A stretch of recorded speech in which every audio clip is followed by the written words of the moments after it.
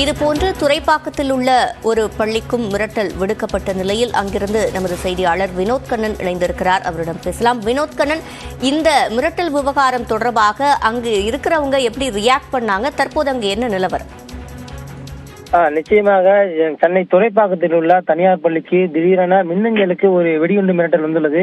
அந்த வெடிகுண்டு மிரட்டலில் பயங்கரமான வெடிகுண்டு வெடித்திருப்பதாகவும் இந்த பகுதியில் அதிக அளவு வெடித்து மிகப்பெரிய சேதத்தை ஏற்படுத்தும் என்றெல்லாம் அதில் குறிப்பிட்டுள்ளன. அந்த பள்ளியின் மின்னஞ்சலுக்கு சரியாக 12:36 மணிக்கு இந்த ஒரு வெடிகுண்டு மிரட்டல் மின்னஞ்சல் வந்துள்ளது. அதைத் தொடர்ந்து பள்ளியில் உள்ள சுமார் 750 மாணவர்களையும் வெளியேற்றி, ஆசிரியர்கள் 150 பேரை வெளியேற்றி ஒரு பாதுகாப்பான சூழ்நிலையை பள்ளி நிர்வாகம் பகுதியில் நிலவியுள்ளது.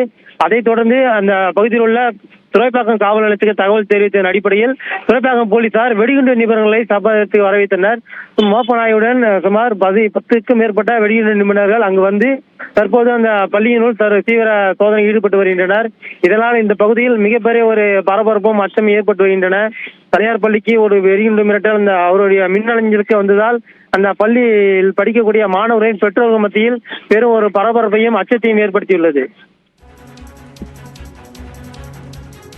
விவரங்களை வழங்கியமைக்கு நன்றி வினோத் கண்ணன்.